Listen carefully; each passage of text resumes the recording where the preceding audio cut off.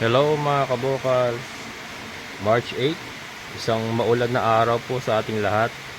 Hindi ko lang po alam sa area nyo, pero dito po sa San Rafael, Bulacan, Barangay Tukod ay umuulan mula kagabi pa. Yan, maulan mga kabokal. Problema ko, hindi ako makaakyat para mag-igib. Ayan ang isang problema. Yung ating poso nga ay may problema pa. So, ikot lang muna tayo mga kabukas, katatapos ko lang magpakain ating kubo. Yan, naglinis-linis ako kahapon ng ating kubo, pero mukhang magulo pa rin. Ito yung aking tuan. Ayan, let's see the look. Sikapin natin ating mga layers. Sa kambing muna tayo mga kabukas. Mga baboy pa lang muna. Gulo yun. Hello pigs! Ayan, katatapos lang nila kumain. Tapos na. Ayan po si Kimberly at ang kanyang mga supli. Looking good. 12 pa rin sila. Ayan.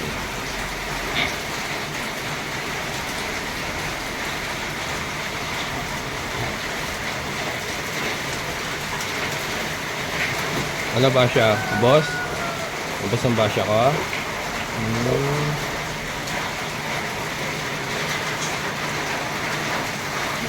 Ating na isang bake.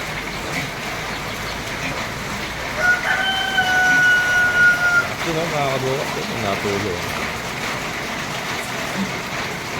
At yung mga Muscovy duck, mga ducklings. Ayan, nasa ilalim. Safety sila sa ilalim ng kulungan ng kambing. Then ayun, meron silang gwardiya. Gwardyado po yung ating mga kambing. Yun po si Master Sergeant. Master Sergeant. Si Master Sergeant Beauty. Ayan. Ito ang kanyang lieutenant, para mas matasya tayo. Ayan.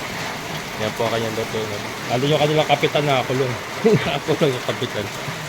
Ayan. Ito nga po yung ating cross Dongtao Shamu. Dalawa na lang po available. Shoutout po kay Sir Joseph Tapang. Yan sir, ito na yung pinareserve mo. Itong gusto niya, yung itinabi natin sa tatay. Ayan. Ayan sir, Sir Joseph Tapang. Yan, from Japan mga kabukas. Pinareserve niya na yan. Sa kanya na yan. And then, ito nga yung ating Dongtao hen. So far safe naman sila rito. Mga dangat na didiligan yung ating mga pananim. Kasi natutuyot na rin ating mga pananim mga kabukas. Ay, naninilaw na yung mga ibang Madre de Ago. Pero ngayon ano yan, sa sariwa yan. Yung ating saging nadidiligan din, rekta sa kanya yung tulo. Lapit na rin mamunga siguro ito. Ating mga Deca Brown, Rhode Island. Siyempre yung ating hari, yung ating Dumpo Giant. Dumpo Giant. Yung ating White Leghorn. Nakuha ko na yung mga itlog nila eh. Then yung ating Kabir, safety naman. Ayan yung ating Shamu Tanaka. Ayan. Safety naman. Ating mga Madre de Agua. Masayang masaya ang ating mga Madre de Agua. Yung saging natin doon ay lumalaki na. Ayan. Gala. Ayan, punta tayo sa kambing. Ikot-ikot lang muna mga kabokals. Kasi medyo masama din ang katawan ko. Pagkatapos nito, pahinga muna. Siguro mamayang hapon yan, mga tanghali, titigil na rin yan. Dito naman, saglit lang sumilip ang haring araw, matigas na kagad yung lupa. Makakaakit na tayo naman. Pag hindi, pipinggain ko. Magpipingga tayo. Alang tubig eh.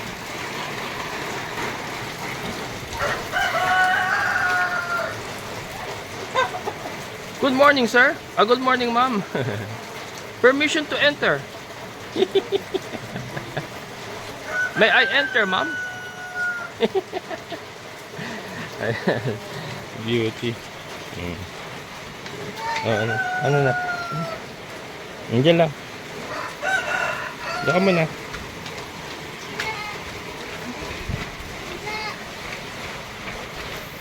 Yan. Ating mga kambing.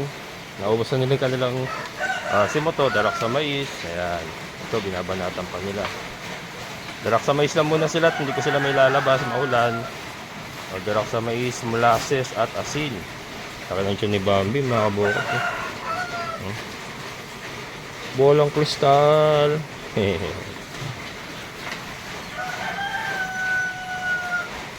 Iniisip ko kung ano, doon ko na lang siya papaanakin sa isang butas ng kulungan ng baboy. Lalatagan ko ng mga ng dayami. O kaya, maglagay ako ng net, sasahigan ko ng net dito. Tapos lalagyan ko lang ng partition. Ayan. Pero ano, hindi pa naman siya manganak ngayon. May records ako niyan nung ika 155 days niya. 145 to 155 days kasi yan mga kabukals, ang kanilang gestation period. Sila Vera, papagawa na ng kanilang bahay. Si Sir Andrew umuwi kahapon, balik na mga Martes na raw. Ayan yung tanglad mo Sir Jovel masayang masaya yung mga tanglad mo ngayon, nadidiligan. Ayan, shoutout kay Sir Jovel. Maulan, ba't kaya maulan? Hindi ko alam kung may bagyo, hindi na ako nakakapanood ng balita Siyempre yung ating hari si Dagul. Dagul, brother, ayos ka ba dyan brother? Hindi ko nabubuksan. Ayan si Dagul mga kabokals.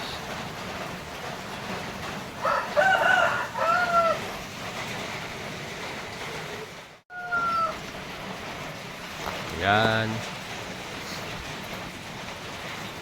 Eto, maganda pala ito, maipahinga ko muna mga kabukals. Sakto-sakto nakulanan sila. Pagpahingahin ko na mga 2 weeks para manariwa yung mga damo. Sakto pala yung pagkakaulan na to. Hindi ko muna palalabasin yung mga kambing natin dyan mga 2 weeks. 2 to 3 weeks siguro. Para manariwa yung mga damo.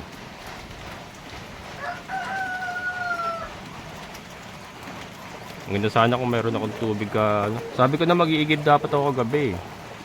Kaya lang kasi masama ng pakiramdam ko kagabi, pagod na. Hindi na ako umahon. Dapat pala nakaigib ako para sitting pretty na lang ako, wala na akong problema. Kahit mag-uulan siya maghapon, magpapakaang-kaang na lang ako dyan sa higaan ko. Pakaang-kaang. Ngayon problema ko pa yung tubig, wala, stick talaga. Si Kuya Edwin pupunta dapat ngayon kaya lang umuulan. Sabi niya bukas na lang daw. Si Tata Saro, yung pinuntahan kong isang magpupuso, hindi naman nagpunta. Ako napanood niyo yung mga bukas, meron tayong pinuntahan dito na isang magpupuso rin. Magpapa second opinion nga sana tayo. Hindi naman tayo pinuntahan. Sana naman huminto yung ulan.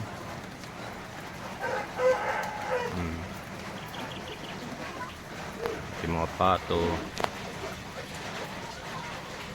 Yan, tara. Dito lang muna kayo Walang pwedeng lumabas ngayon, maulan. Napakaganda at meron tayong ganito mga kabukas na housing para sa ating kambing Kahit maulan sa labas, safety sila rito. So, basta meron silang pagkain lang, okay na. Ayan. Ganda. Kasi itong dalawa, may tambayan pa. May tambayan pa yung dalawa na ating dogi-dogi. Diyan lang kayo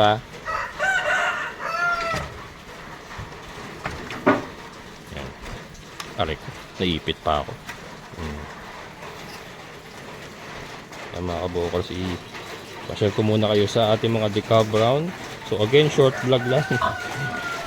Update lang muna tayo mga kabokals. At masama katawa ko kasi ilang araw na hindi ako makapag-vlog na matagal kasi matrabaho din po yung pag-vlog lalo na kung may i-content pa talaga isang may content ka talaga na gagawin mo. Medyo tiring din. May mga itlog na tayo. Ito yung mga decover. Ito nga, ano ko pa. Tatanggalan ko na ng pupo. Ano na yan, ang ginagawa natin mga kabukals, ano na. Hindi na ipa ang ginagamit ko dyan. Coco lumber, kusot. Kusot ng coco lumber. Ito mga kabukals. Yan ang inilalagay natin dyan. Napakaganda niyang fertilizer mga kabukals. Ayan. Ayan pa yun, susudsurin ko pa yung kalang masama ang katawan ko nga. So yun, ano ko na lang, tatapak ko na lang ulit panibago. Tingnan ko bukas. Kaya lang, baka pumunta sila kay Edwin bukas. Pero yun, tatakpan ko na lang muna uli ng panibagong kusot. Pero napakaganda mga kabukals. Yung langaw, na-minimize yung langaw. Alam masyadong langaw. Nakita nyo, wala pa tayong kulambo. Ay nilalagay. Pero yung langaw, nawala. Hindi naman nawala, pero nabawasan. Hindi na katulad dati na napaka-grabe yung langaw. So, effective, maganda po pantabon sa pupo ng ng manok itong coco lumber kusot. Hindi ko alam English Coco lumber kusot. Ayan, napakadali pang bilhin. Punta ka lang sa mga titistis ng coco lumber. Yung iba binibigay nila, yung iba. Pero ito binabayaran ko to 30 pesos kasama sako. Yan. Nakasako na kasi yan sa kanila. So yan, may itlog naman tayo dito.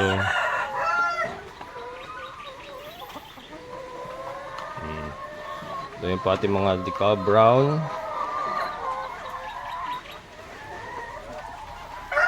Ito yung pinaglagyan ko ng ng mga Muscovy duck natin maliliit nung nakaraan. Kaya lang pinakawalan ko na, andun na nakasama na sila dyan.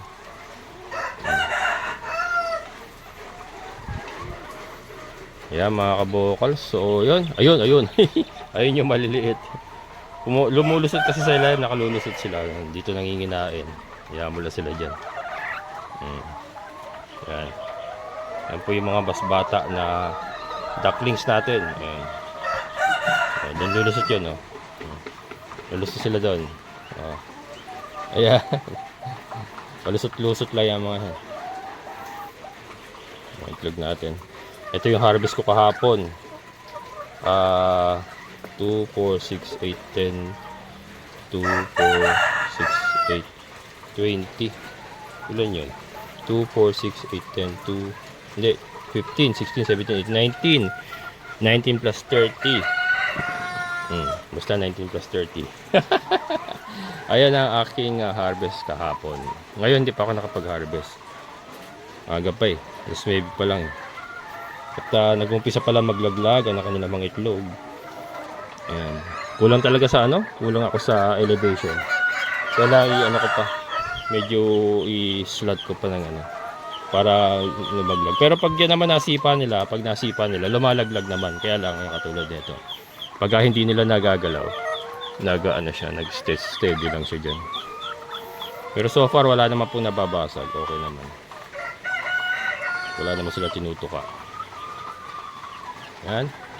So yan mga kabukals, maraming salamat. Pasensya na, puro short videos lang po tayo ngayon. Masama po ang aking katawan.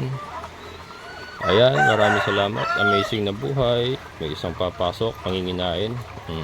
Mag-snack siya na, alam niyo na. Ay, labas ka nga. Labas. Ayan mga kabukals, kain tayo. So ito, meron tayong tsokolate. Shoutout kay Sir Andrew, binigyan tayo ng electric kettle. Pang kape-kape. Yan, di ako makaakyat talaga mga kabukals kasi yung ating 4x4. Sira yung 3 gulong, isa lang gumagana. Kaya pag gagawin itong maputik, ay hindi nakakaahon. 4x4. Isa lang gumagana ng gulong mga kabukals. Ewan ko ba bakit ganun. Pinaayos ko na yun Kaya lang talagang isa lang. Sa 4x4, isa lang yung gulong na umiikot. Ayan. So, ang ulam natin, nilagang itlog ng brown eggs. And then, kanin lamig. Kain tayo mga kabukals.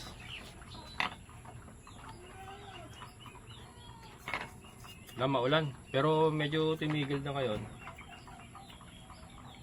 Kaya lang, Basa pa rin lupa.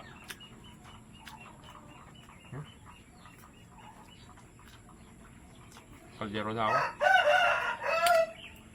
Sana umaraw na bukas.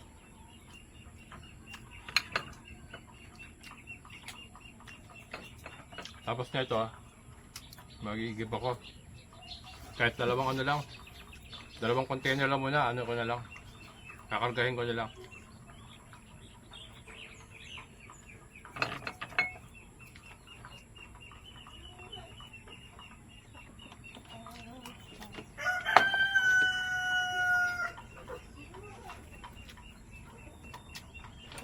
Kasi itong mga tindahan, pag-igib ko, bibili na ako ng dilata. Ulam ko mamayang gabi. Yung mga aso naman, ano yan mga kabukas, naka dog food yan, halo sa kanin.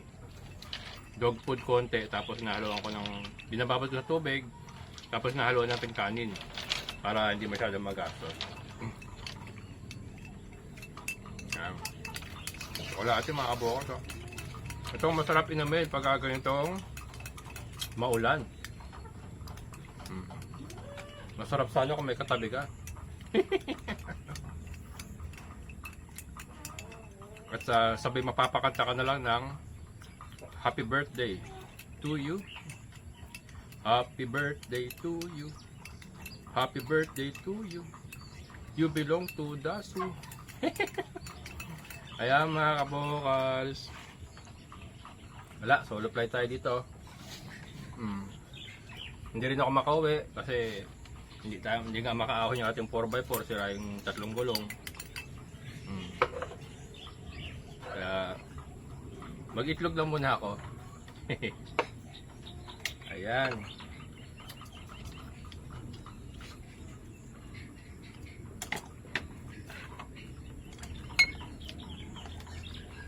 Maganda rin maulan na yan para madiligan yung ating mga halaman.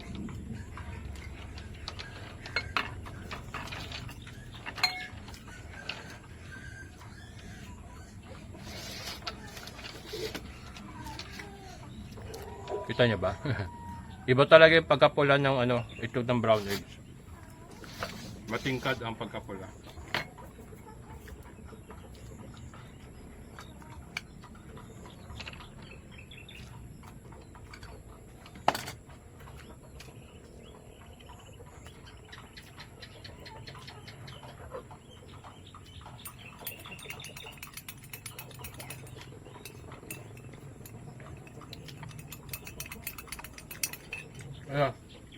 Ayan. Nakabang si Bella.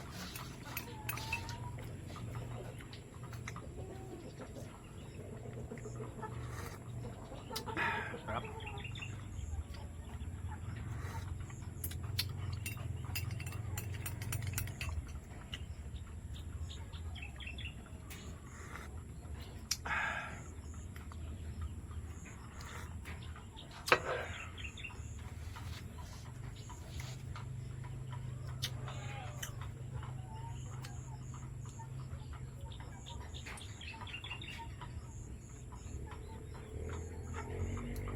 Ayan.